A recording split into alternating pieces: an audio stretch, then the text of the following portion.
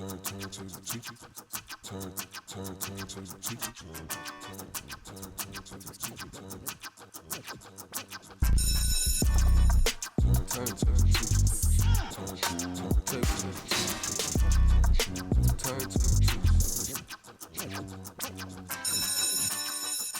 And welcome back. I'm Mike with the Turntable. Teachers and classes back in session. Here for another guest speaker episode at AOA Studios. If you're an artist, podcaster, or content creator of any kind, be sure to check us out at aoastudios.org to book your session or service today.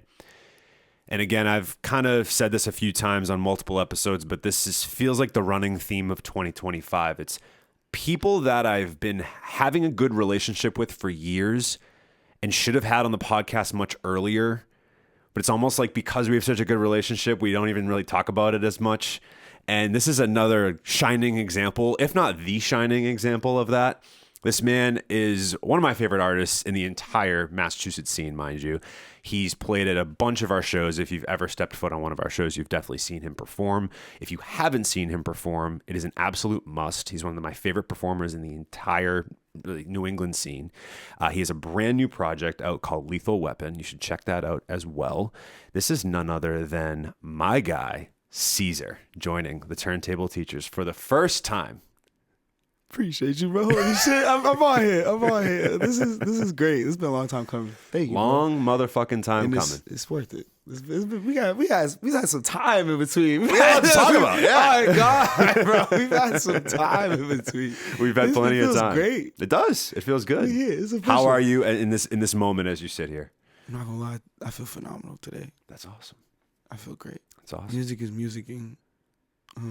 Life is lifing. Family's familying. You know, everybody's good. Everybody's happy. Everybody's healthy. I just enjoying the weather. Yeah, it's finally not shitty out. It's not shitty outside. Wow. And we're coming off the little heat wave. Yeah. Heat wave of 102 degrees. My car said 108. That's ridiculous. Like that's so bad. We don't live in fucking Phoenix, bro. Like, come on. It's like this is crazy. Oh my goodness. And we had the humidity too the first day. The humidity was horrible. It was still bad like yesterday, but my God, the first day. Whew. That was tough. Yeah, that was a tough one. It felt like Florida for a little bit. It did feel like, Florida, Phoenix, something like that. Mm-hmm. More Florida because you said with the humidity. It wasn't that dry heat, but anyway. So like I said, this is César, and we are so happy to have him here. And we always start with the objective. We so much to talk about with César. I don't even know where to begin, but usually we start with the objective where we get to know a little bit about the artist or the guest and their background. And, there's a lot that I already kind of know about your background, so I'll kind of maybe ask you some more off the beaten path questions because I know when you went on Say That, about a year ago to the day, which is kind of crazy. Yeah, because you came. It was Pride Month in last June, and you came here for his show. So right on the other side. And now we're technically still in Pride Month. So I know this won't be out in June. This will be out in July. Gays. But yeah, we're still for the gays. We're still for the gays. Of course, we're here for no matter what your sexuality is. Doesn't matter. Fuck yeah. Yeah, you on the spectrum. Who cares? Doesn't matter. Who cares? Right. It is what it is. So anyway. So I know that you talked about that at length on his episode, how you used to, love to perform as a kid, and you wanted to take it really seriously. But I wanted to actually talk about a specific moment or time in your life that feels like was the same, potentially the transition of you taking it more seriously than you maybe had in the past. I heard the first time you recorded was actually at the BU podcast studio and used to do Khalid covers. Yeah. So talk to me about that time and how that moment of learning maybe to record on a microphone and be in a studio, how that propelled you to then wanting to actually write your own songs, take your actually career seriously from music, stuff like that. Yeah, that was a time. Me, Alex, Norman, my boy Dan would pull up sometimes. My boy Jael would pull up sometimes. Who else would go in there? And it was more or less just all of us hanging out and just cooling it and just being in that environment of just acting like we were doing something. But with the Khalid thing specifically, that was the very, very first time I actually recorded and heard my voice back. Bro, I hated that shit. I was like, what the fuck? People be telling me I could sing. This shit sounds like ass. I didn't know what a DAW was other than FL at the time and Logic because of the homies. That's what they were using, and I didn't know that there was levels to it. I also didn't know that you actually needed to mix your shit, and like auto-tune is like actually a standard, and it's like just because you can fucking sing don't mean shit. It's like there's levels of mixing, there's ways of going about it the right way in the masses. And I always like growing up, I was always like hearing the music differently in terms of like the pop shit that was always out. Like I always had my favorite like pop songs, and I realized now is because of how the mix was. Like it was always the mix, and I could always tell the difference between a shitty mix back then versus a good mix if I'm looking for it on SoundCloud or some shit. And I'd be pissed off if I couldn't find a good mix, but I didn't know back then that that's what I was really looking for, was a good mix. And so in that moment, hearing myself back trying to sing like, I think it was like Coaster by Khalid. I like play it back. I'm like, yo, what the fuck is this? Like, yo, what is my voice? It sounds good singing it out loud. I'm in it. I feel great. Playing it back, oh goodness, no compression, no tune on it, no nothing. Oh Lord. It was discouraging at first because I definitely didn't sing for a bit, but I'll still go back. And then there was just like one little cadence that I like sang out loud when Norman was doing a song. I say Norman, my fault. Hassel G, I'm putting respect on my dog's name. Using his government. Hassel G on dogs. I can't do that. That's okay. But the melody was the little inspirations that you give me, like just that. It was just that. I didn't think about that at all at the moment, but just the idea of like other people, like my boy Dom Dior. He was like, yo, bro, that shit sounds fire. Like on a melody and da-da-da, that shit just sounds good. And like it was in the moment. Norman though was like, yo, like that shit sounds hard. Norman and Alex were like, yo, that's just hard. Sing that. And just don't think about the mix and da-da-da-da. And then that's when it started. Like, all right, I don't have to think about that. But even in that moment, I didn't take it serious, though. It was just more or less just hanging out with bros and being like, yo, this music shit is kind of fun. It's distracting me from all the bullshit in life at the time and whatnot. Sophomore year, that was like 2018 in college. Going through a lot. It was a lot. But it was great. Shout out to them. They saved my life. Them two dudes right there. So, so then when was that shift then? So if you're kind of just messing around at that time, when did you sort of feel like, okay, this is like the right time for me to actually start taking music seriously and actually being like, you know, César, the artist we know as César today? It was still with no music out and like barely songs to me. It was I just came down from having the flu sophomore year still. I went through everything sophomore year, goddamn it. I feel like we have all had that year. Sophomore year of college was, bro. This shit was it's funny you say that. Sophomore year of college was my shit year too. Really? Yeah. I don't know what it is. Yeah. There's something in the air sophomore year, and maybe it's because I was like still like young. I turned 19 late. I turned 18 going into already a freshman in college. So that for me, I was a young bull, and so like I ain't really. It took a lot for me to really process everything and just like mature and da-da-da. But during that time, it also goes to show where my headspace was, because I wasn't taking none of this shit serious. This is when No Label, I'm pretty sure it was No Label, it was doing a JID talk in at Harvard, right? Yep. And you asked Jid a question? Yep, you saw that video? I'm familiar with it. Yeah. And that's what like I was like, yo, this shit's normal, dog. Like, I could just do this shit. And, like, you went to school for football. I went to school for art. You got a scholarship for football. I got a scholarship for visual arts. Like, it's the same, like, story. I was starting to piece the picture. I was like, yo, this shit's it's like a normal thing. It's not like some movie shit. I was like, yo, if you're good at something, maybe just try. And after that, I was like, you know what? I'm going to try it. Because when he answered that question, like, some fire fucking lit on me. What did you ask him? Because he was explaining how when he was in college, in my position with football, he knew he was not making it to the league. I also knew at the time, I mean, not that I didn't like visual arts that much and like painting and drawing, but like, unless you have the clientele already, which I kind of sort of did from my stepdad's friends and like his art creatives and from that circle, but like, I knew what I wanted to do. And like, I'm not going to sell this art. Mm-hmm. A lot of it was also just self-expressive art that I want to keep because I'm going to remember where the fuck I was in that headspace when I did this piece. So it's hard. A lot of it is I have attachment issues with giving some of it away. But like, I know I wasn't going to do nothing with my art degree when I graduated. I wasn't going to do shit. And like, it's also even crazy to say, what the fuck am I going to do with music? Because I didn't even go to school for music. That's fine. Started making it because like, not by chance, but like everybody knew I sing, and like it's always people telling me you should do this and this on the 15th. But like I asked them, yo, I have these people the same way you are dealing with when you was playing football and you knew you was gonna make it to the league. How did you navigate through that and like to start really making the music and like push forward and da da da da, and then he went off on the answer, and I was just like, yo, he's fucking taking this shit mad serious, and that's what also had me shook. Cause like, yo, you're answering this shit, but you're like, maybe you see something in me that I don't see yet, or da da da da da. Cause at that point, I'm just a fan. I don't even know my own sound at that point. I know I could sing, but the fuck am I doing? I had nothing, like nothing, and that was enough. And then that summer, Stiz also had a talk in Harvard. That was also like another battery pack. Because like I also knew already so many people just from just being friendly and just being within the scene. Yo, shout out to Sue. My dog Sue, bro. I love you, bro. Thank you. Because he put in a good word for me mad early before I even made music or anything. And I linked up with a bunch of dudes from UMass Lowell. That's how I met Eves. That's how I met Rob. That's how I met Dom Dior. That's how I met Clark D. That's how I met Tomo. That's how I met all these dudes back in like 2018. Wow. And like we'd cook up in like this like computer lab that summer, just in this MIT room, and we just cooked up just for the fun of, like, for the love of the game, and start to develop shit. You testing shit out and da da da da, but more of just for the fun of it, and like all of it really started to just like make more sense the more I kept doing it and being delusional about it. Like Jid was like, yo, just be crazy about it, be da da da. Like, I bet I'm tapped now. That was it.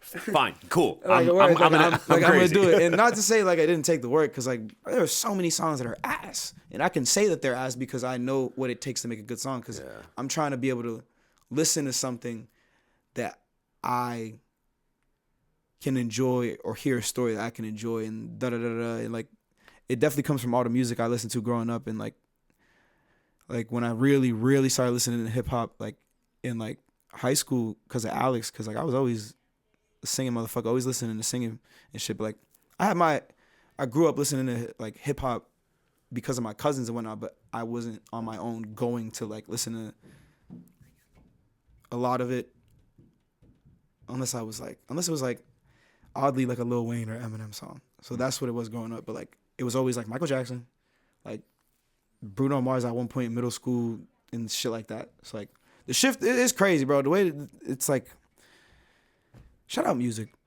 Yeah, Just, it Alex, seems like you pieced a lot of that yeah, together. I just pieced so much shit together. I was like, bro, it's Yeah. just like, it's possible to do. And like Chris 100%. Brown, 1000% growing up. That was Right. just like, I was like, yeah, I want to be this motherfucker. He could sing.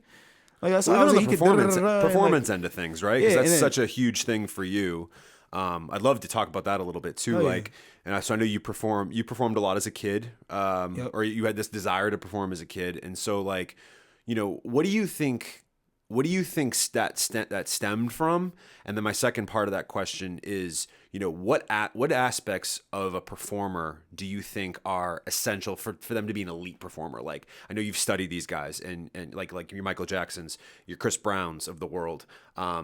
My dog, Freddie Mercury. Freddie Mercury, I know. Oh my God, that's right. Freddie Mercury is a big one for you. Like, you know, so when you've studied them and seen their performances, About this. It's just it's crazy. You crazy. can't make this shit It's up, funny you bro. mentioned that. Actually, Yo, he goes crazy on stage. Him and Mike. Yeah. I say over the last few years, I've been watching their stage presence in terms of just like how they carry themselves, how confident they are. Because like if you know you got good music, like you can carry yourself that way on stage. But it's more or less when you just do the work for it. Right. And it's like, I do feel like I shut down mentally on stage, and I'm not there. It's whoever the fuck's taking over sometimes. And sometimes I'm like, God damn it, don't do that on stage, because like you do some crazy shit, and you're like, what the hell is that? And but oftentimes it's like you kind of do hit a flow state, and there are times where I'm like, damn, I think I forgot these lyrics to the song, and then I'll just disappear in my head, and then it comes out perfectly or some shit. And all that comes from just literally just preparation, and like, regardless of how, I'm gonna always be anxious, regardless of how prepared I'm gonna be before a show. But like I've realized that like that little buildup of anxiety is only from hoping it goes well. So I'm just like, bro, just do your thing, because I grew up in chorus, like doing chorus and like a cappella, but more or less chorus in like the end of elementary, beginning of middle school, like a lot, and that just taught me just like projection. So like, that helped with like recording, but that took too long for me to realize when I started to record, because I was still just trying to, I guess, rap, because I thought that I had to rap if I were to record. But I was like, no, I could sing. It's okay. But the projecting thing is very, very big. Because you could sit there, somebody could be timid as fuck. If they're singing and they're projecting and you could see them, that's fine. That could even make the performance even more It's just how you're doing the performance, what the song is. And like there are times like I'll do a lit song, even today. I'm like, I shouldn't have done that. I could have prepared for this set a little differently, or had like some backup songs, or this and that, because it wasn't for the moment, or I calculated it wrong. But it doesn't mean that it was a bad performance. It could have just been better. Shit can just be better. So that's why I'm always just like watching these guys like Michael and Freddie, just literally rewatching the same videos over and over and over again. And even Playboy Cardi. Me and JoJo, my boy Joe, shout out Jonathan, Jojo. He pulled up to the crib, like, it was like when Cardi dropped I Am Music, and then we watched the full set of the Rolling Loud performance, right? When he literally like 2 days after he dropped, and everybody's lit, everybody knows damn near all the songs, and like Cardi's allowed to perform the way he performs because of what he's done. Mm-hmm. And some people might see it as, bro, motherfucker don't even sing on the mic, motherfucker don't do that. There's certain levels to the game, and certain people can perform how the fuck they want if they have built like he like everybody knows the type of music he makes, and everybody knows what he's gonna do on stage, and everybody was lit. He could have been standing there just while the beat was going crazy. Everybody's lit. He's singing in the mic. Everybody's lit. He did everything in that show, and this little shit like that. Because today everything's different too. Right. Super different. You see people like The Weeknd. I went to the show with him and Cardi too. That was different because he just sings everything. He doesn't like. I've seen him live bro, twice. He does not miss a note. Nope. It's wild. It's scary. It's like minimal backing track, or the backing track. You'll hear him in the back just a wee bit, because that's when he just needs to take a breath, and they've already practiced that, and it's pre-recorded or whatever. It makes sense. Yeah. But like, I was in awe, and he's not forcing himself to also hit the notes that he knows he can't hit. Right. That's also really big. Yeah, he stays in this like pocket, I feel like, in his I mean, in his performances, yes, but also in his music as well. I mean, I think that there's obviously like he has range, but like he knows what he can do live versus in the studio, because it's completely different. Because I'm not gonna hit a few like that. And Mr. Know-It-All, oh my God, I'm so glad you brought that up. I was gonna bring that up. I can't sing the with my baby, where did you go? That last. I'm not doing that live no more. I'm not fucking my vocals up like to risk that. I'd rather do it in the studio with the T and instead of always doing it at the end and then having damn near a dead voice. What is it like to have a song like that feels, I don't want to go too far and call it iconic, but it feels that way. Every time, I mean, it feels like a staple in your sets that you perform it. Everyone knows the words. Yeah, everyone goes fucking bananas to that song. What is it maybe about that song, or also what do you just in general, like what is it like for you to know you have a song like that in your catalog that turns people up to that level? Because like not a lot of artists can say that, because a lot of artists have great catalogs in this scene. Like I've seen a lot of great performances as well, but I don't think there's truly, I've never seen it, at least locally, where, you know, I've seen it nationally, of course, when you go to people like The Weeknd. So everyone knows the lyrics, you know, like you're saying, Playboy Cardi, whatever. But I haven't seen an artist in the scene like this have a song where people know every single fucking word and they are singing it back to you, and it seems like you could play that hook all night and people would still be just going nuts to that. So what is it like for you to have a song like that in your catalog? Like, do you think about that ever, or is that just like nothing that really crosses your mind? I'm not gonna lie, I'd be thinking about it, but in like a bad way. Interesting. Like I don't want it to be what's that shit called? You don't want to be defined by it? Yeah, but also like I don't want it to be somebody that I used to know. I'm not trying to have that. But yo, that shit banger, because it's definitely, and like I always think back to like moments like, because my favorite song to perform low key is Kiss.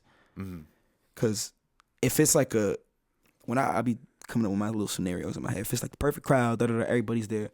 When I do Kiss, everybody be locking in. And I love when everybody locks in with me, because that's the one where I'm just like, yo, that was like a very free-flowing song. My boy played it on the guitar, and we went to the studio, just banged it out, It was very true, and But like, Mr. Know-It-All, I did that song very quickly, and like, but it was very pure.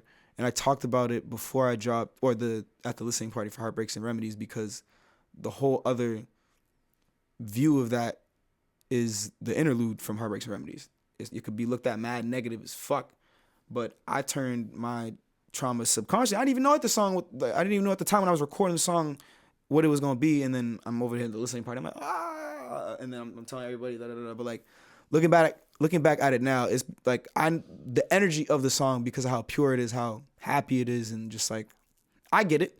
And also it's just like it's a pop song, bro. Everybody can fuck with a pop song. Yep. And like I do love being defined as a pop artist.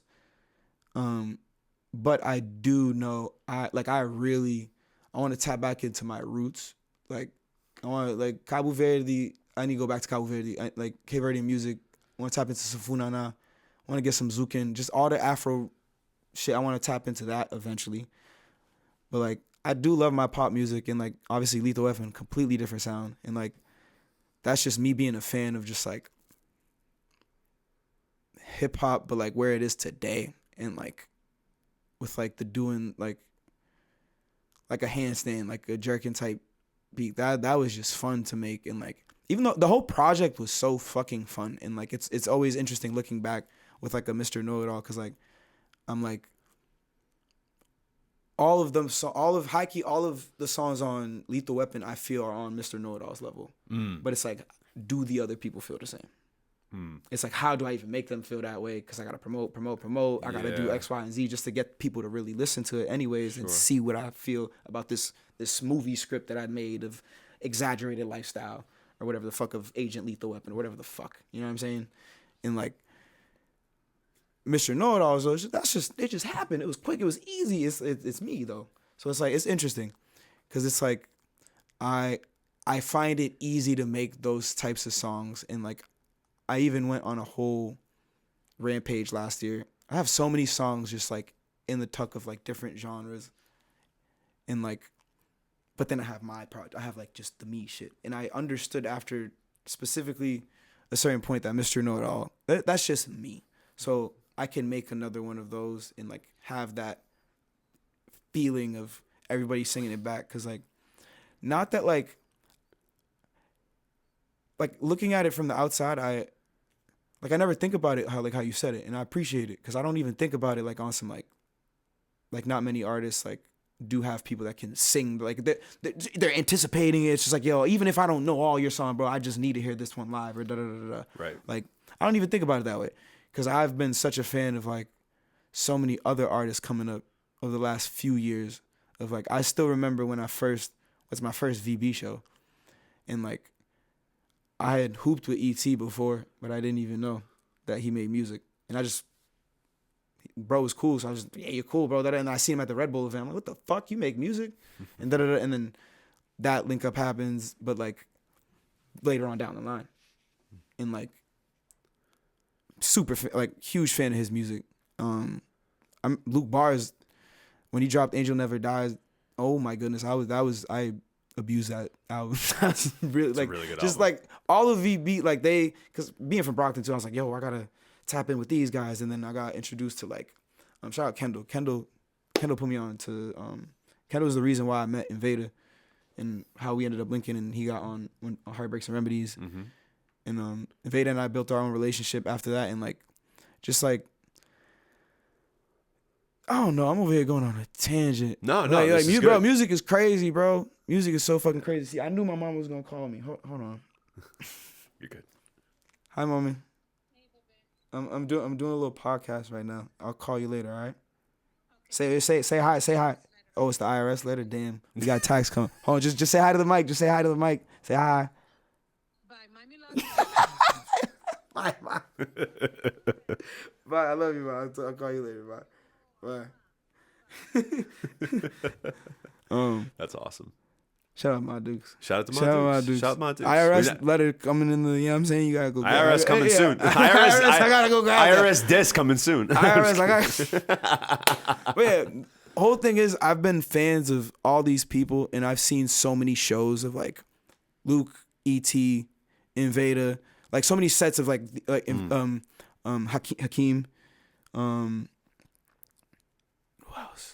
Who who else has had like I'm trying to think of like actually crazy sets that I'm like, yo, bro, I'm just like like fans of these individuals that have like also Tabs. I love Tabs.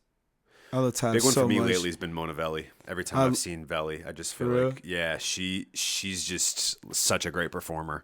I mean, there's plenty I could say. I mean, you come to mind pretty easily for me. I've loved watching back to the VB part. I love Meech. Meech is a great performer. You know, there's Misha's go to that performing. Facts. My fault. I was over here going on a tangent. No, my no, favorite no. artists and whatnot. My fault. We gotta go back to the performance. My fault. No, you're good. You're good. Yeah, I'm just, but like, it's honestly just from like, I don't think about it anyway like that because of how many of these shows I go to of my friends and I think of some of these as like I can call Tabs up. Like I love James so much. That's my dog. I love him to death, and like I could call him. That's my dog. Shit like that, and like I'm fans of these people, and like, and it's interesting now because like they're peers. They're like, Right.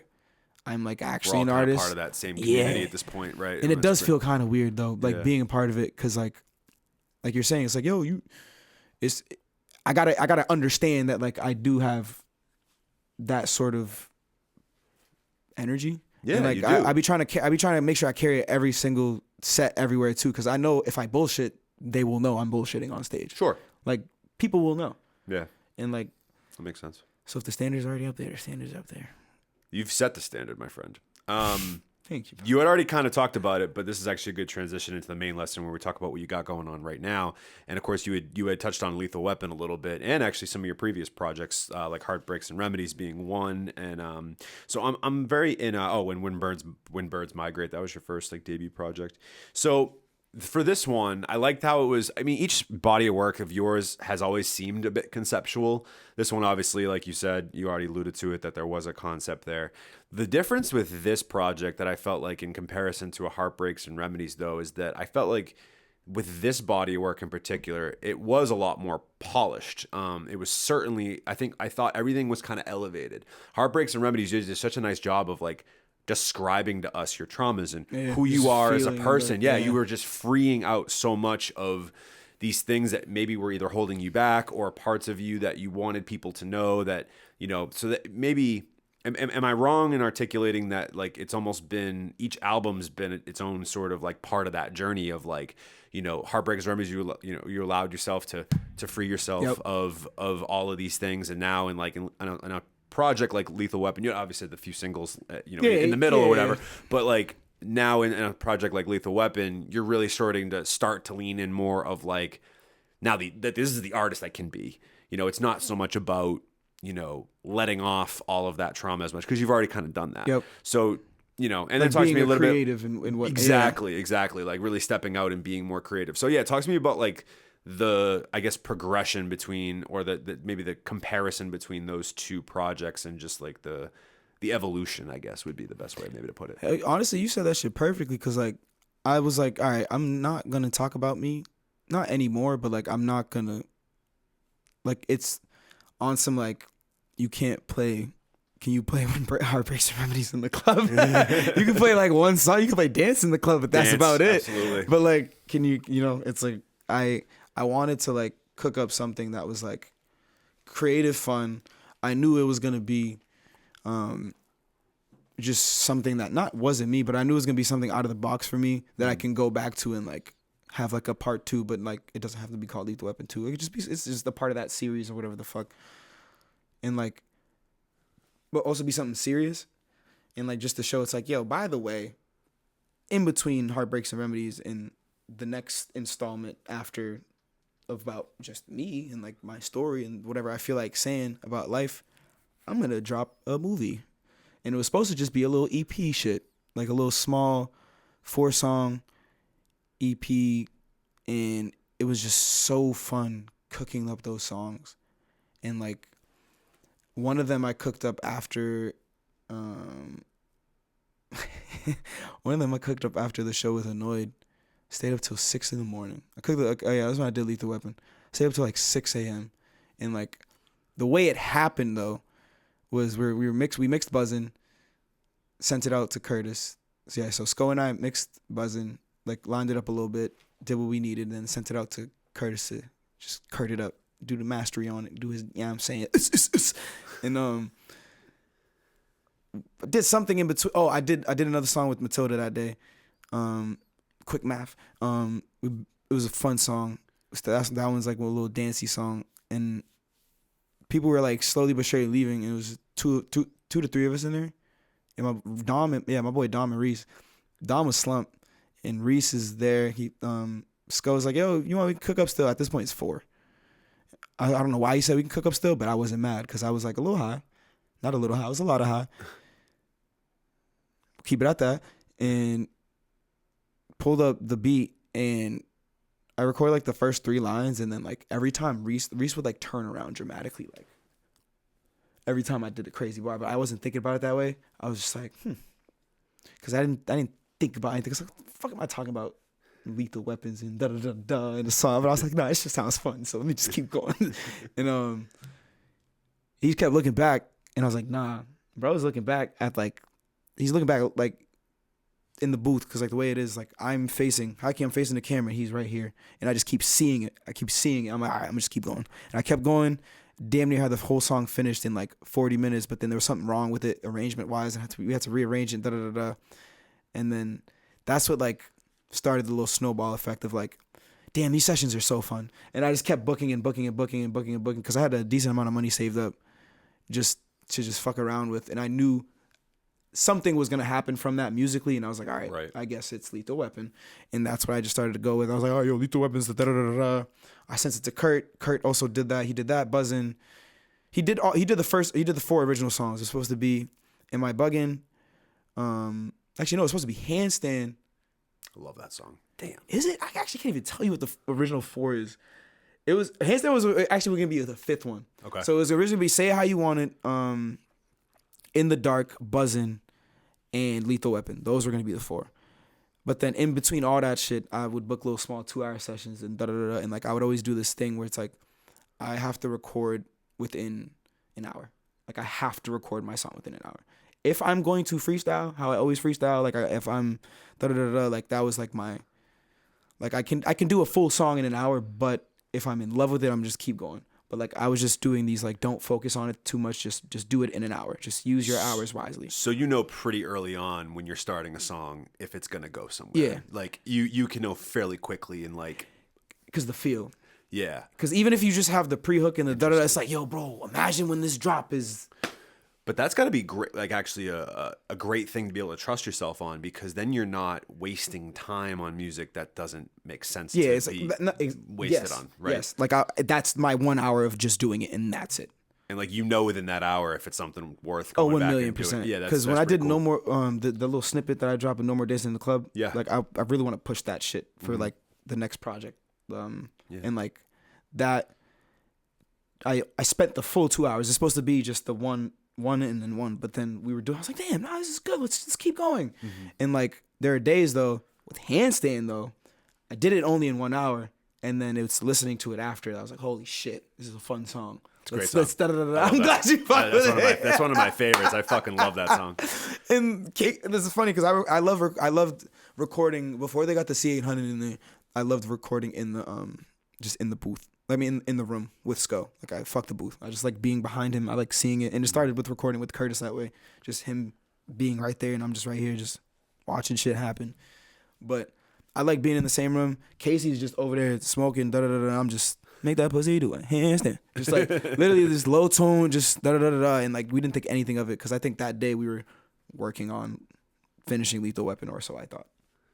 And then it just keeps itself. going, bro. Yeah. And then I booked a 14-hour session or 16-hour session because I also had the C room available. Wow. Yeah, I forced it. I was not doing too much, but like I was like trying to get like people I like wanted on the project, at least Lethal Weapon, like all in the same room. So like after I'm doing what I do, because I had like 10 hours with Curtis because he was here from LA, did that, finished what we need to finish, and like the songs that I wanted, particularly him to master. And get the sound that I wanted for like these songs on Lethal Weapon, and then Sco would do the rest. Because we'd also just, bro, shout out both of them. I love the both of them. They're both insanely good at engineering, and like it helped create that. But like in that long ass session, I had Straight Jack pull up, my dog. And my boy Stevens was there. Who else and then all the usual homies. Shout out Dino Thunder. That's the squad. That's the unit. Dope. Big Baller Brand, House Al, Alec, the whole unit.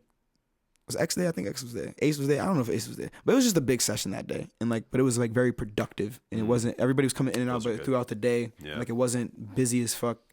And the most at a time in the room was 6, and there's plenty enough chairs. Everybody's grubbing, and I got exhausted that day, and almost didn't finish the last 3 hours, but I do my favorite song in the last hour.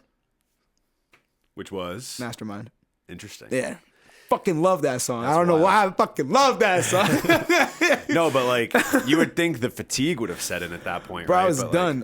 Kendall forced me to, not force me, but he was like, yo, You got here. Yeah, he's like, you gotta do finish it. You might as well. And then he also gave me a goated ass verse, and him and I were going crazy back and forth just the song before, and he's like, you gotta keep going though. You gotta do one more song. And Stevens too. He was like, yo, bro, we're already here, and it was just the 3 of us left, and then Sko.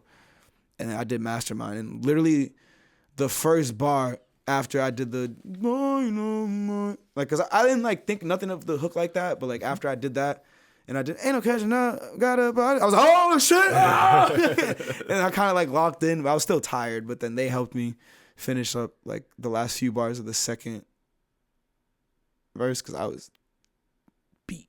Yeah. Long day. Wow. But then that's the day I finished. Actually, I lied. I finished Lethal Weapon 2 days after that because I had to book another 3 hours. But then because I recorded one more, so I recorded the one that other. Yeah, I was literally working the last. I was milking it. Wow. And it's a great body of work, bro. Thank you. It really, I think, showcases you're not only your vocal range, but also what you can do as a creative, as an artist, and making music that is. Not that Heartbreaks and Remedies wasn't an accessible album, because I think there was moments of it that were accessible, but I feel like this is one of those where you could just a lot of settings you can throw this on, and it just makes sense, right? So dude, and it's just been so cool to see your progression over the last few years. It's been super dope. To see you in action and to be able to, develop the relationship we've developed. It's super dope. It's really cool. I appreciate you too, dog. This has been great. I got a couple more questions in the main lesson, but I want to transition, of course, to my favorite segment of the show, and a lot of people's favorite segment of the show, at least from a listener standpoint, is Pop Quiz. And in Pop Quiz, never really a favorite from the artist perspective, but once we get started, they tend to like it. So if you're a fan of César just being introduced to us for the first time, Pop Quiz is a segment where we ask our guests rapid fire questions. Most have nothing to do with music at all, but they all have something to do with César. So as long as you know yourself, you really can't fail. So I'll start off with something nice and easy for you. What makes Felipe's the superior burrito in Massachusetts? Because I also agree with you. Felipe's I appreciate you agreeing with me, because there's a lot. I'll get into a whole argument with a motherfucker why going across the street to El Jefe's makes you horrible, and just Felipe's is right there. Yeah, Felipe's is literally right there. It's right there. And just because it's it's 2 hours, you get 2 extra hours at El Jefe's. It's at that point, why are you eating? It's 4 a.m. Go to sleep. Sometimes I do it. The only, I'm not even gonna get into El Jefe's. Felipe's, it's the queso alone. The queso alone and the way they steam the burrito before you can get it. It's the steaming is the key of the burrito with the cheese and just getting that. That's the key. And then the queso. They do everything else smooth. But it's those 2 elements that elevate it to the level. Fabulous. It is. It's a great burrito. Shout out to my cousin, also named Mike. Who his name is also Mike. Shout out my dog, Mike. Thanks, Mike. He's the one that introduced it to me. Really? 5-6 years ago. See? And Gotta love now, Shout out every Mike. time I'm in that area, Hell it's Felipe's, bro. And it's nothing else. I'm glad you understand. Yep. So if y'all want my order, not if y'all want my order, I'm telling y'all my order. It's either quesadilla or chimichanga if it's a great day. And then just rice, black beans, and I'm getting refried beans. Go ahead, shit yourself. Carnitas, if it's haram, get the chicken, get the chicken. It tastes good with the chicken. Yeah. If you know what I'm saying, if it's haram. Black beans, I already said that. See, that's how I'm obsessed with the beans. The beans are important. Mm-hmm. Salsa verde, cilantro, crema, lechuga, and then the queso. That's it. Awesome. I get the queso inside as well. It's because they put the queso on top with the chimichanga. Bro, it's too much cheese, but it's great. Yeah. I'm not lactose intolerant. Promise. Bussin'. And then to end your night, Yep. I would imagine would be with a Ben & Jerry's cookies and cream. No, ice cream. no. Milk and cookies. Sorry, milk and cookies. Yeah, I you feel me? apologize. No, you good. I just Milk have to and make sure you cookies. knew what it was. You know what I'm Milk saying? and cookies. My apologies. Milk and cookies. Ben & Jerry's milk and cookies. Correct. I Yes. think I was told that, but I wrote it down wrong. Heard. So You good. that's Don't on even me. trip. Don't That's even on trip. me. So I know that that's your favorite. Oh, like, for sure. pint, I for know sure. you've seen it on my story a few times, haven't you? I probably have, You have. honestly. I've posted it. I got. It's a thing. It's like a real thing. It's a thing. Yeah, Cool. the homies know. Everybody knows. It's a thing. So milk and cookies. That's the best pint of all time. have you dabbled outside of that with No. Ben & Jerry's? I was going to ask you what I have, but like, it was cookies. It was milk and geez, I can't even say anything else other than milk and cookies. It was cookie dough first, but then there was one day on GoPuff, sophomore year of college. I'm sad as shit in my dorm. Might have been high. You know. Great. Terrible combination, but a great combination for ice cream. Feel me? And GoPuff had the deal. You buy a pint, get a pint free. But they didn't have. They only for some reason had one pint of the cookie dough in stock. And then I saw the milk and cookies one. I was like, yo, what the fuck is that? Changed my life. From that moment is what like it's bad. And you just don't eat any. It's just that's Bro, your. I've heard you're like obsessed. It's bad. It's bad. It's bad. Like there was like a few times, hard ass day. I'll be in Harvard Square. I could go through a quart. Damn. Yeah, it's light work. You're still a little younger than me though, so I think that's yeah, part of that. it's- Like in my heyday.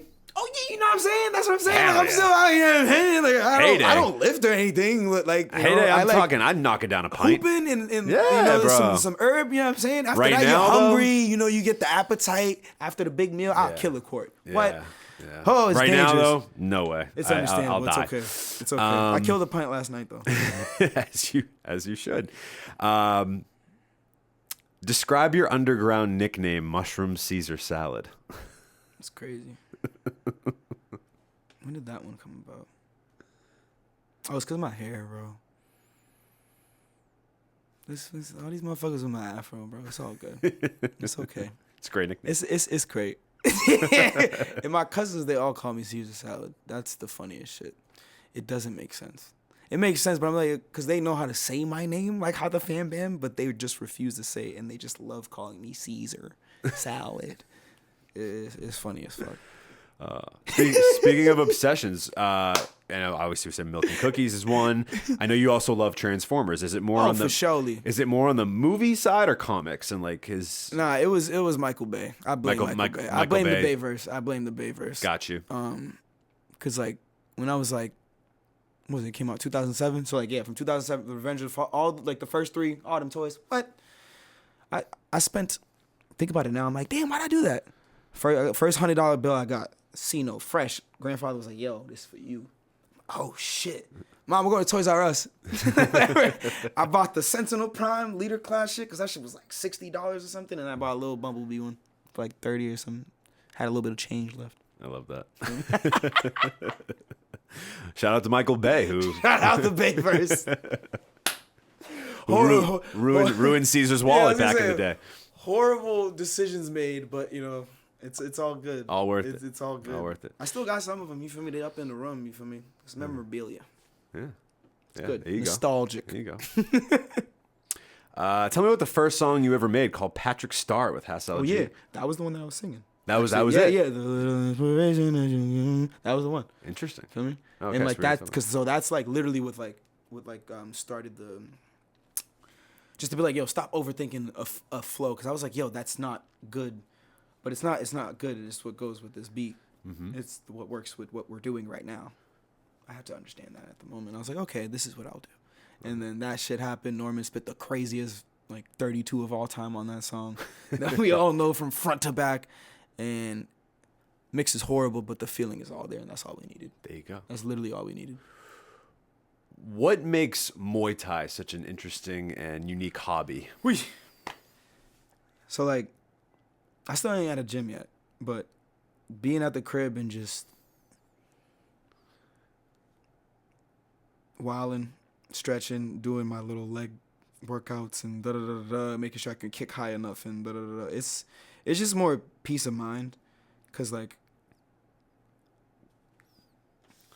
I did wrestling in high school my Okay. senior year, and like I should have done it all throughout 4 years. Cause like just cause you have muscle in your weight class does not mean shit. And good Lord, I was getting tossed. And I remember this very, very clear match of like, I was winning. This is like a tournament. This is actually the first tournament I was like winning. I placed. This is the first tournament I placed, but I was beating the guy in the beginning, but I just lost all of like my energy because I was just exerting too much. I'm just like trying to keep him down instead of just like moving him, making him tired. And so that was a lesson learned.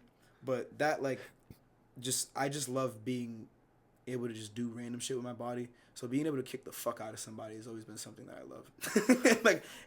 James. Yeah. Yo, bro, I took one course.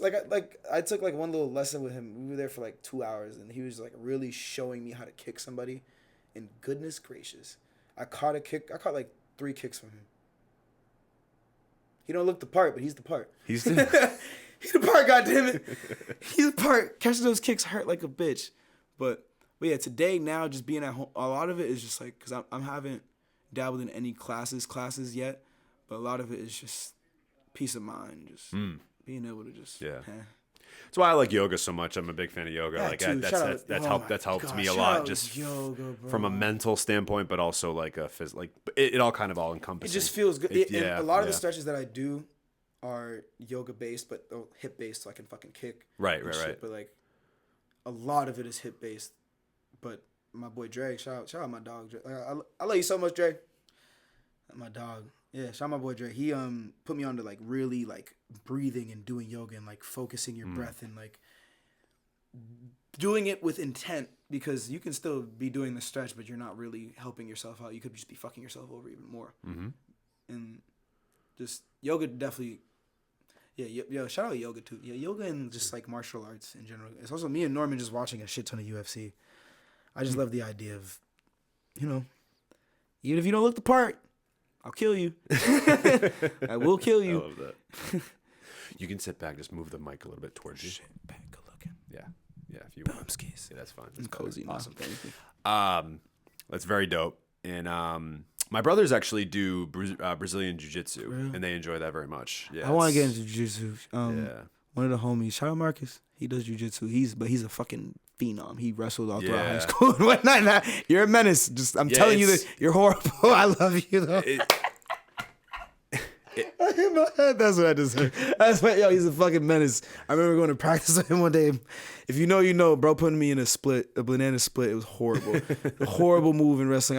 He knew what he was doing. It was my first time wrestling against somebody that level. It was horrible. Yeah, those are good. It's good moments. Good. Well, yeah. Oh, I was gonna say too, like those types of exercises in general, or like that type of martial arts, is good for all of that. Yeah, but it's bro. also good for like fucking just self defense, bro. To be able to learn how to Hell like yeah. fucking subdue somebody in case you're in a situation where like Especially somebody's jiu-jitsu. going fucking wild. Everything, Yeah, 100%. everything's end up on the ground. Everything's Yeah. gonna end up on the ground. Ground, for the we're most just part. there. You know and what if I you mean? at Like- least know how to like, You know what? Not to go down this route, No, you because good, you good. but I think it's on brand. My brother said this a lot, and I actually, as I've done more research, a little, not so much lately, but in the past, I've totally agree with him.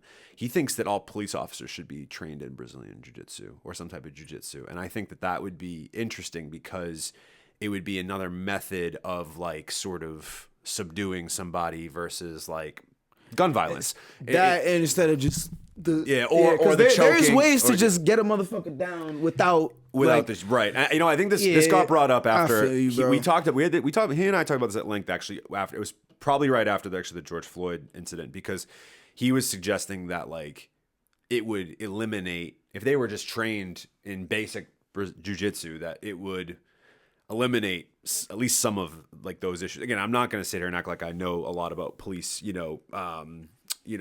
training or anything like that, or that I'm into like law enforcement. But I'm just saying that I just think it would be interesting. You know what I mean? It's something that No, that's fair. That's fair. I don't know. It's Just better something. than gun violence. Goddamn it, Hell coming yeah. from them. Yeah. The fuck supposed to serve and protect my ass. Yeah, that's a whole other conversation. Facts. But yeah, shout out martial arts. Yeah. Shout out. It's funny. Me and the homies, we'd like box and like like my homie AJ. That's a great workout too. Yeah, Boxing. but we just do it just off ego. Oh, just fucking yeah, around. just fucking around. You know what I'm talking about. They ain't trying to work out. They're just trying to fuck around. Like 2 shots deep, someone's gonna be like, "Yo, so what's up? You got the gloves?" And like that's just fun, just funny shit. But like I think it's also like good to get that out in terms of just like, oh yeah, it's a safe place to like where no one's gonna kill each other. There's time, yeah, someone will throw a haymaker, but we're not gonna. You're not like. You're not. You know. No one's gonna get like hurt. You know what I mean? No one's gonna get hurt. I know. You know I'm talking about you, AJ. AJ knows. AJ knows. AJ's catching strays on podcasts. On over dogs. But nah, he knows. That's I fucking love him to death. Awesome. It's just funny because we'll do that. We'll wrestle. It's great. Sometimes I do feel bad though because sometimes you do get distracted. I'm sorry, Plate. I'm sorry, Elmer. We were in Miami. It is funny as shit though. It's great. It's always good vibes. That's awesome. And like Sandro though, he'll kick everybody's ass. He actually, oh my God. He actually like in the ring, like actually did the whole, you know what I'm saying? Even when you spar with it's the most intimidating shit ever. I wouldn't even dare him. So Sandro, Azim, what was the third one? In Marcus. Marcus more so specifically with wrestling, it's actually like insane. In like jiu-jitsu now, but like Azim he actually did Muay Thai for like I think he did it 6 months straight. Wow. Of like going like damn near every other day, and then his brother, Azim's brother Dasan.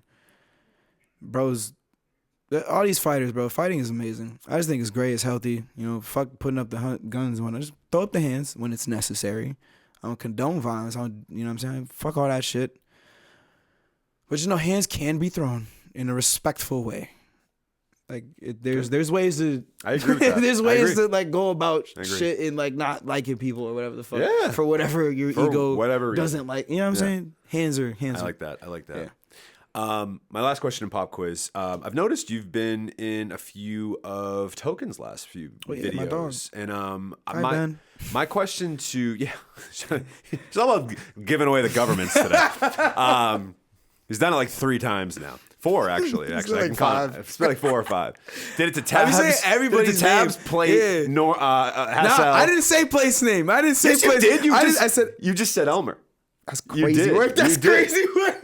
He didn't even remember it. It's because I love these people. You don't even remember I didn't it. even remember. It's because I love these people. We got the fucking camera proof and the audio proof, dog. It's crazy. Chill with that. God damn it. I got receipts. You do have receipts. We ain't gonna talk about it, son. We ain't gonna talk about it, man. We ain't doing this, man.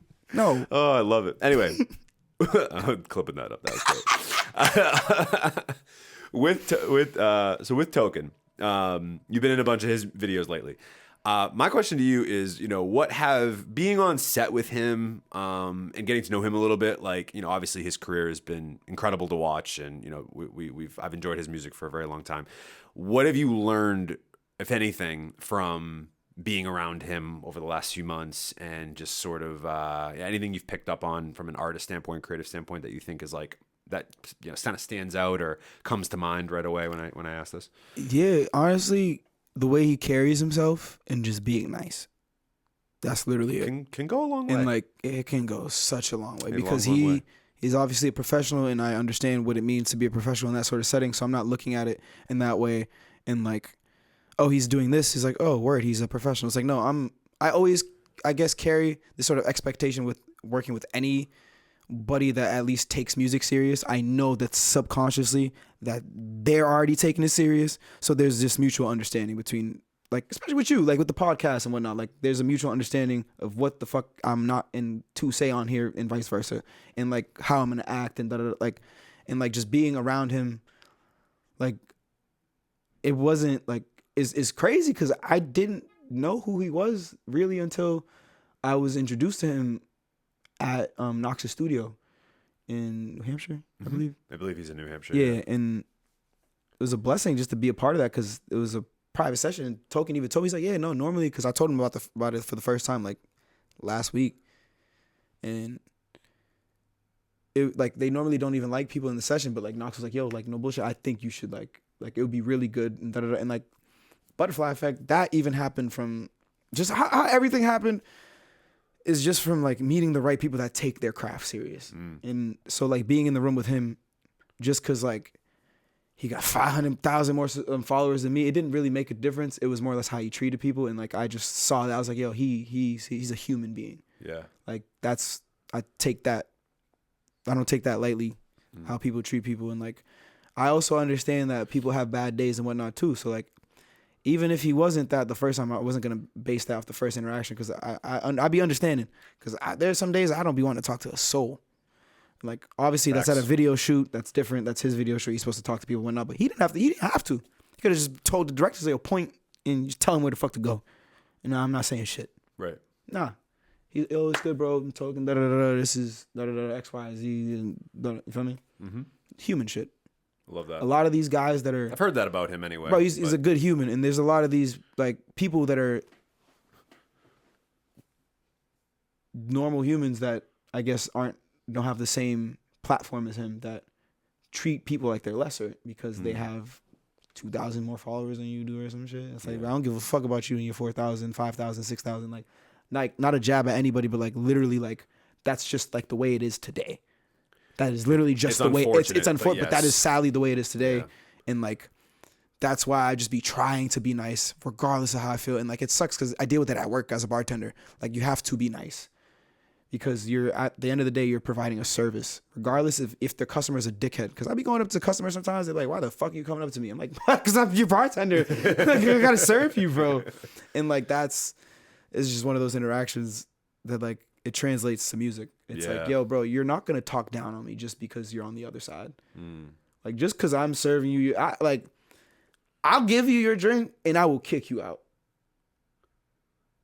You can leave the bar right now. Yeah. And it's like we can be in the same room one day. You give me a crazy attitude. I'm gonna smile. I might even dap you up. I'm gonna never see you again. Mm-hmm. That's it. Mm-hmm. Yeah, it's a good lesson to know and to learn, and I think in any, like you're saying, in any sort of facet, and just the fact that to hear it not just from you, I've heard it from multiple people that he Token specifically has had. Bro, he's great. He's just a human, bro. He's literally just a human being, bro. I feel like you can even hear it in his music. Oh yeah, yo, the last project. You know what I mean? Oh my goodness, I cried.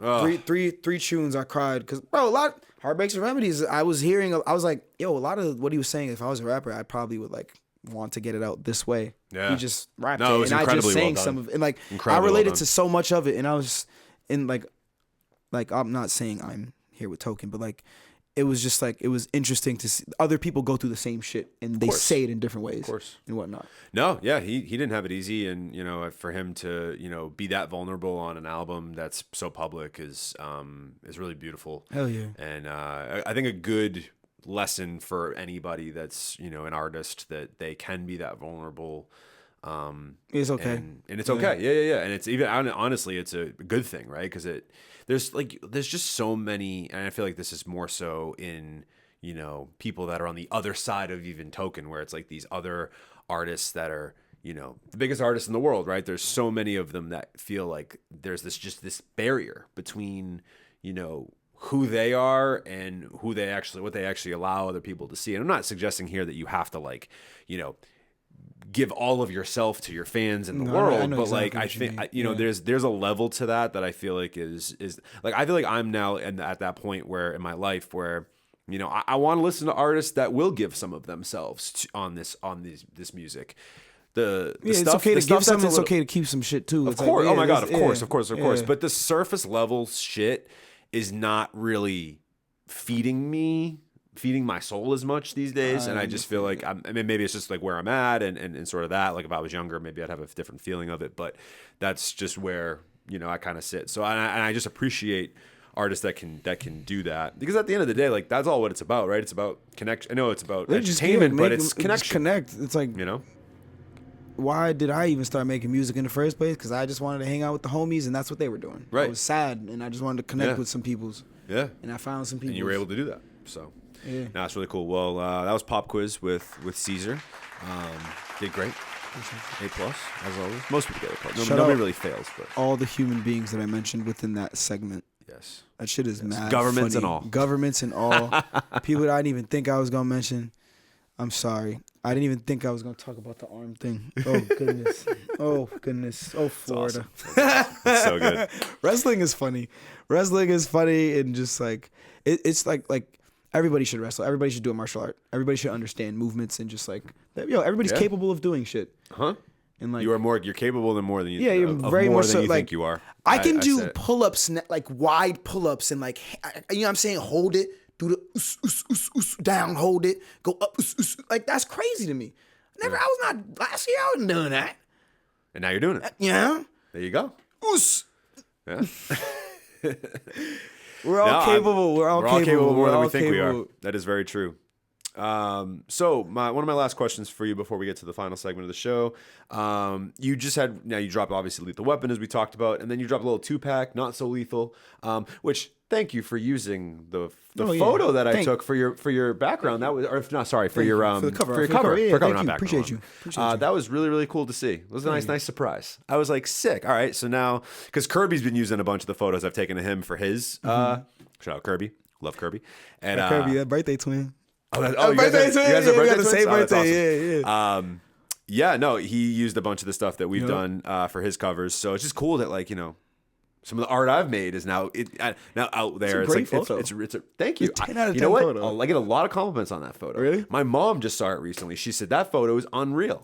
And I go, thank love you. that photo so much. I love that photo I would too. get it framed and then I'd sign it. I think I and might like, frame it. You know what? Let's do that. I'll sign it for you. I'm gonna and then, frame you know what it. I'm saying? You come back down here. You sign it. I'll fucking hang it on the wall. Hey, if you It's do a great photo. another one, I'll give you whatever it is extra to get 2 because I would like one. I'll give it to my mom. Oh fuck yeah! Give it to my dude. Yeah. Oh my god, we'll make it happen. Send I would more, love that. send I'll get more, that send printed more. because that is. I just recently got into photography about 6 months ago, or for the last 6 months I should say. That And photo looking like you've been at it for a lifetime. That is one of my. Thank you, bro.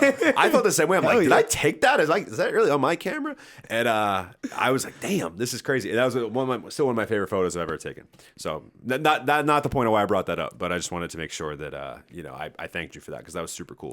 Thank you. What is you talked about maybe a project you're working on next? So like, what are you sort of thinking about doing going from here in terms of you've dropped Lethal Weapon now? So what's sort of next for? I just want to show you what I've been living with. Sure. And it's been stressful because I got this one. This is like a small little EP that I have with another producer. This is me. This is the me shit. Ooh, okay. This one. That's like the. Yeah. And then this is like the more dancey one. And like I put Night Trance and what's Tonight or the ones from the 2-pack on there because like I'm gonna. So you got 3. So basically, I don't know if you want me to say. I won't say the names. Yeah. Three projects is done, but like wow. All right, Cardinal is the main project. We got it. We got the Turntable Teachers exclusive Cardinal. So that's like the project. I got it. Thanks. Come on, I mean, it's only right that it's only right. Honestly, it was meant to happen. Yeah. It was meant to happen. So, Cardinal, it's finished. It's out. I've been thinking about listening parties. I've been thinking about not so much like a big one, but like I need a few individuals to listen to it because I also know that there's so much left to do with it, and people are gonna be like, "What the fuck do you have left to do with this shit?" Because like, it's solid, but it's not what I hear it as, especially after finishing Lethal Weapon, how I did it and whatnot. Mm-hmm. There's I did the music portion of it. I feel like I did the music portion of it really well. I think it's cohesive. I think I did what I had to do in terms of making a body of work that can be easily digestible for the masses, while also staying true to what I was trying to do with Heartbreaks and Remedies. Mm-hmm. And also all the new shit I learned with cooking up Lethal Weapon, and like just the being true to myself shit, and like being able to be vulnerable. I forget who I said this shit to. I was like, yeah, bro, I'm going back to being sad, back to this depressed shit. I was like, that we're going back to that, but like not so much, cause like there's happy songs on there. Oh, shit, there's happy songs on there. I'm happy. I'm not sad, but like there's a lot of reflection. There is a lot of reflection and understanding where I'm at mentally with some things that I say to family, friends. Like it could be anything. Like not to say I'm overthinking every word I say at all times, but like there's a lot of intent with how I've been living the last like year and some change since Heartbreaks and Remedies, and like Not a year and some change. It's been like 2 years. I was about to say it's Yeah, been like it's close been 2 years. Yeah, close to is it almost 3? because No, was it two- 22 or 23? 2023, right? Yeah, 23. 23, I feel like. Yeah, May 30th. I'm pretty sure. Of 2023. Yeah. Yeah, because I remember I actually remember where I was when I listened to it. For real? It was my last day of school. That was my second to last year of teaching, and it was the last day of the year, and Derek from JMC sent it to me, and I listened to it on the ride home. Because I met him the day of the drop when I went to Oak Grove to Cool It with Casey. Dope. And that's when I first met Lucas in person, like finally met Lucas in Right. person. And also Neems as well. Shout out to the both of them. Because Neems went to my listening party. I bumped into Neems. The last time I saw Neems was at Felipe's. Felipe's just got it. I'm not going Like, I'm just saying. Just saying Felipe's got it. Saying. The GOATs go to Felipe's. If you think El Jefe's is better, talk to your mother. I don't know. Like, figure it out. Argue with your mother. Argue with your mother. But no, I remember Derek texting me in the morning being like, there's an artist you need to listen to. Like, he's incredible. And he sent me the album, and I was all right, cool, I'll bump it on the way home. And then I listened to it on the way home, and I had like a 40-minute ride, and I think it was right around. It's like 37 minutes. Like 37 Yeah. minutes. So I think I like got through it on the ride home, and I texted him back. I go, yeah, this dude's fucking insane. Like, I was definitely sold right after listening to that. Appreciate you, bro. And but did not ever. I mean, at the time, obviously, did not think like, oh, this is gonna be like a homie. Like it didn't dawn on me that was gonna be a thing. So and now, Bro, I used to see your podcast and I didn't even think that either. So it's like it's a blessing. I'm like, obviously it's cool to be like, yo, I want to get on there, but it's like, nah, Right. like I know you, motherfucker. Well, the funny part, it's so funny how it all worked out because it was really Jay that was the glue. Yeah, Jay was the entity that like brought us to be like actually friends because he was coming to one of my shows and he came to the You went Fire. to a few, right? The first one he went to was Fire Inside #1. Heard. That was 2020. Yeah, December 2023. And then he approached me at that show and was like, "Bro, I want to really I want to work with you." And I was like, "Cool." And then I think he had a show maybe a couple weeks later at Cantab and you were performing there. Yeah. And I think Is that when we first like dapped I each think other up? that was the first time I met you. Like we actually like Yes. in person. Yes. But then you did the show with us at Bloomfest. before that though, we did the one with Jordan at Exit. And that's where I really got to know you much better. Because we spent a lot of downtime hanging out at that show. I remember, like we talked. That's fire. A lot. I don't And even then from remember it there- like that. That and was then a great night. And then That from was- there was Bloomfest and all the rest, whatever. And the rest is kind of Yeah. history at this point. But I think that it's just so interesting how all of that sort of works. And then for me to be working the JMC sessions, Volume 1, doing photo video. That shit was funny. I'm not gonna lie, that shit was mad funny when I walked in and I saw you. You were like, yo. That was great. That was amazing. I know. But so how full circle Oh my it all is, Bro, right? That's So, yeah. that's oh wow. And then like obviously you've created like and the Mindflex guys love you too, and like this is Shout out everybody. It's just in been a whole Mindflex. thing. You know what I mean? That's Yeah, those just are the the little community that like I can say of like just the homies that like I like. It's not even music. It's like if I see you like outside, I have to say hi, and it's not because of music. It's like, bro, I fuck with you, Yeah. and Yeah. like that's what makes everything bigger Yeah. than music, and that's what I like. Jay, his wife was my professor in college. I heard. Yeah, I know. I heard this, and they were, sophomore year. and he. Well, you know what? Bro, I was going through it sophomore But year, it's but she always- was, bro. Everything, you know what I'm saying? There's Everything, always something though. always that something. And year- shout out, yo, Anthony. I love you, bro. Anthony Blackett, my dog. You saved my life sophomore year. I hope you know that. that. That's my dog. Everybody, yo, it's mental health month too, right? Is it Otho? Men's mental health? Is that last men's month? mental health Is that- was actually last month. It month? was May. It was May. It was. We're keeping it going with pride. Okay, See, I well, be how about lost this in way? the We're coming, sauce. or maybe Is it also this month? no. I Is it lied. May? It is May. It is Is May? May is yeah. I'm pretty sure because I remember. Yeah. Because Sorry. I had yeah. It definitely is. But and then June obviously Pride. So like yeah. I mean that's whatever. We'll reflect on both of those months Yeah. because I know those months are very important to you for obvious reasons. Yeah. But I think that like you said though, the coolest part about doing all this, right? It really is. It is like the community piece, finding your people. Like, bro. Like sophomore year of college, I was right there with you. Like different time, obviously, because we're different ages. But like I had that similar thing where I was going through a tough year, but it's like getting out of that it's like that's the thing you need. Sometimes we've all been there, right? Yeah. Whether it's your You need sophomore year or high something to school, cling college, on or whatever, to. you Like, need need a something. year like that because it allows for you to like grow. I'm sorry, I cut you off. I thought you were gonna say. I thought you were gonna say you need like something to like. But no bullshit, you do need to go through some hardships. You have to, I was bro. gonna avoid that, but you do. You gotta go through some shit, and I went through some shit that year, and like it really taught me to just, yo, you like this is actually real life, but like no one's gonna be there. Yeah. And I had a big double to myself, a room this big, a dorm room this big, to myself sophomore year. So Everybody would be lit as fuck by themselves, but I was sad. Isolation, Sad as shit. Just damn near, but like figuring it the fuck out, but like forcing myself to go out, but also having people that were forcing me to go out, like Alex forcing me to go to the studio, and like with Norman, and like linking up and like going to class with Ant, and like him always having a smile on his face. Justin, you too. Harry, you too. Like the three. Harry is my boy Harry. We went to Ringe together. We went to high school together. He was the first person to like record me singing something that I actually fucked with. And that was like a little bit before I went to BU to like do it for real and be like, yo, we're gonna get it mixed and da da da da. Because I was still delusional to it, still naive to it before when I was recording it in the moment, da da da. And then I posted it to Instagram, and after that I was like, oh shit, I actually have to record. And like there's so many like like Reese, my boy Reese, I went to college with the sophomore year when we did a song at the end of sophomore year. I was what was I doing?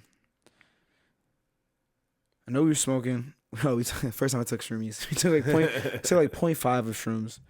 At least that was my first time. And then like we did this song, and like I didn't know, but he had the auto tune on it. Da, da, da, so I thought everything sounded like that. But that song was like, oh, it can sound good with auto tune and da da da, even if the lyrics are ass. And then it just keeps going and going and going and go. There's so much shit, man. Yeah. And like, but everybody played a role, and it was because of just being able to be around these people and it not feel like I'm forcing myself to be here, but no, these people care about me and I care about them, so I want to hang out with them, and whatever they're doing, I'll do with them.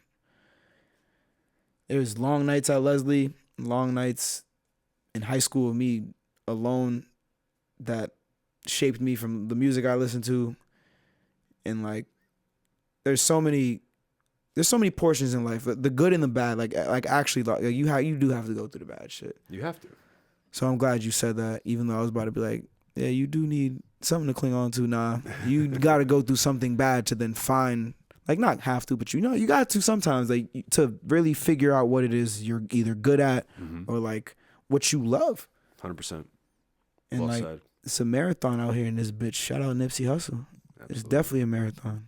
No, I completely agree. I think, just being able to have some type of hardship, and again, you reflect on it, and then you're able to, bring something good out of it. And like, you've done that with all your music, and it's just been for you to, it's so cool, because for you to have that year and then, be somebody that, obviously has, I'm sure over your course of your young life, you were probably struggling with a multitude of different things. It's not just sophomore year, whatever the fuck. And I know like something like, not to put you on the spot with this, but like, I know like your, obviously something like your sexuality. Yeah. I'm sure that's something that has been, I mean, you were talked about that at length on Heartbreaks and Remedies. And I want to commend you. I want to commend you for that, because you were so vulnerable in that. And I think like anybody that was maybe like, either, struggling with that, or, trying to figure out, whatever their identity is on that level. Like, I am sure that you've helped at least somebody, or even if I don't know it, even if you don't know it, you would think, like that's huge, and I know that's something that you no pun intended, pride yourself on. So I think that's like super important. That couldn't think of a better word than that. And I was like, I guess it works.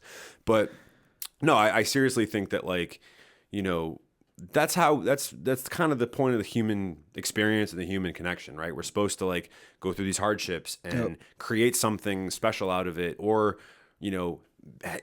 be around people that we can reflect on it, and then in turn that it'll help somebody else, or that will create some type of meaning from it. You know what I mean? Like, even if it doesn't really, maybe it doesn't have meaning. Maybe it's just simple as like, it was what it was and what it was supposed to be, and that's sort of it. But like, for you to have over the years taken the music and really made something of it.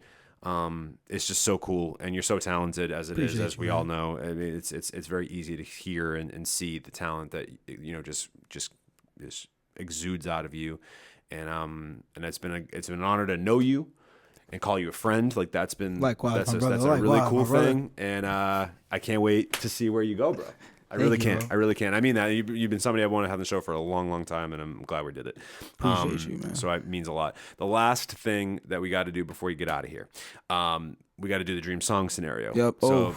that's our open response segment of the show, and basically in the dream song scenario, you get a song. It's a César song, and you can have any artist on that song, dead or alive. You get up to 3 guest features and 2 producers. You don't have to use all of those, but that's the limit. Who would you have on César's dream song scenario?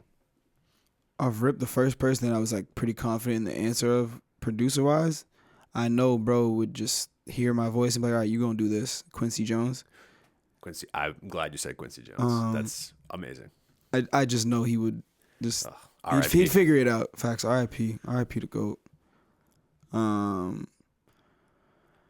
I can't say my OG answer because bro decided he wanted to tweak out and go fuck with the AI side. So I don't do that. I don't do that AI shit. Oh, you were gonna go Timbaland? Yep.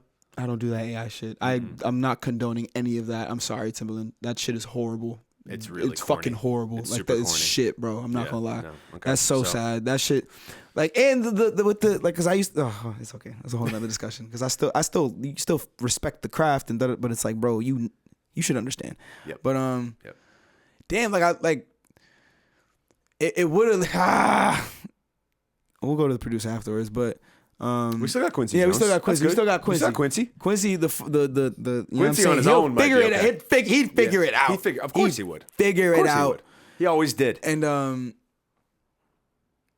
growing up, like if it would be insane to hear the 3 of these humans on a song in general, but it would be me, Bruno, Chris, and Michael just singing. It would just be us singing. I'm glad you brought. Yeah, Yeah, it would just be the you four with that would be the pipe song. It would be the pipe. Would be pipes for days. But then like with Quincy like orchestrating it though, so it wouldn't just be us just trying to like all out sing each other. sing, Like it would exactly. be very like coordinated. there would be a like right. it would be very coordinated. And who's I think that's all it needs. Fuck Timbaland. He yeah, doesn't fuck, need you to- know, what I'm saying? That's not all it really, needs. not really though. Not really. It's not, it's not really fuck Timbaland, but like you know, not like that. Because if he calls, he's just if you call though, and you like, yo, bro, I understand you want to beat. You know what I'm saying? But yeah, that's like I do. At the end of the day, I love singing. I love my R&B. And to go back to Cardinal, that like I'm really gonna be singing mostly on Cardinal. Like I'm like that's what I'm really happy about too. Like I'm singing. Yeah. More than I thought I was gonna be on a lot of R&B tracks, and it's still gonna have the Heartbreaks and Remedies twist. I don't know what the fuck to call it yet, but like I do love like my drum and bass here and there, but I also love my hard synths and whatnot. So I'm still like figuring out how to like get that everything to just bloop and not sound forced. Well, for now, we're going to suggest that we're going to put it out in the ether that César featuring Michael Jackson, Bruno Mars, Chris Brown, and produced by Quincy Jones, that would happen. With the heartbreak sound. With the heartbreak sound, and it would be probably a #1 hit just off of just name recognition alone. So I think that would do it. But César, this has been so much fun. I'm so glad we got to do this, sit down and do it. The last thing to do would be to plug away and let the people know where they can find you. If anyone else you want to shout out, you shout out plenty of people, but or anything else you want to say, now would be the time to do so. It's not about the music right now. It's just about be kind. You know, learn to forgive. It's been something I've been trying to do the last year and some change, learning forgiveness and being able to learn how to navigate just this very evil world, especially with the times we're dealing with right now. Absolutely. Well said. No place for war, Nope. in my opinion. No place for war. No place for racism, racism, homophobia, all that. the list Genocide, goes on and like on. everything, like literally everything. And like I say, try to be nice because it's very hard to be nice in that type of world.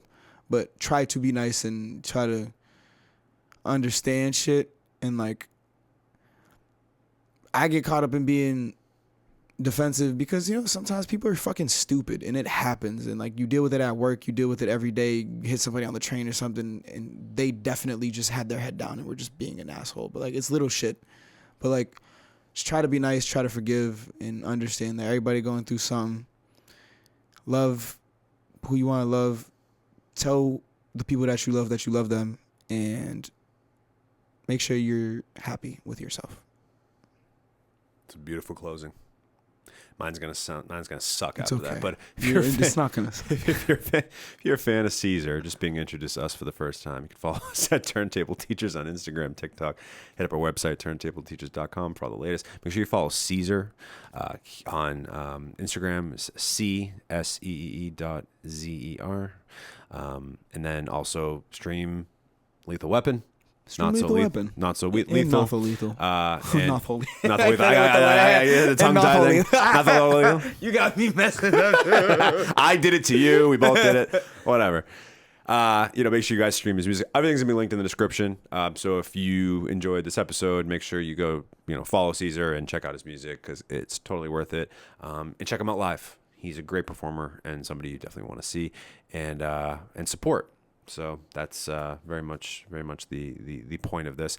And and as always, if you're a fan of what we're doing here or anything like that, or you are in need of mixing, mastering, photography, video, production, the works, podcasting, make sure you reach out to us at aoastudios.org to book your session or service today.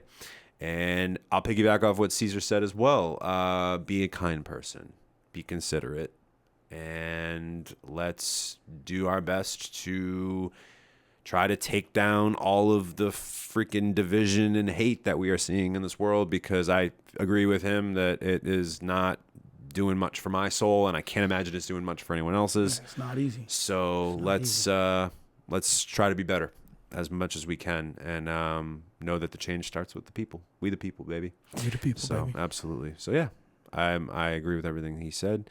And thanks so much for listening to this episode. We appreciate it. And as always, I'm Mike. I'm César. That's César with the Turntable Teachers, and class is officially dismissed. Turn,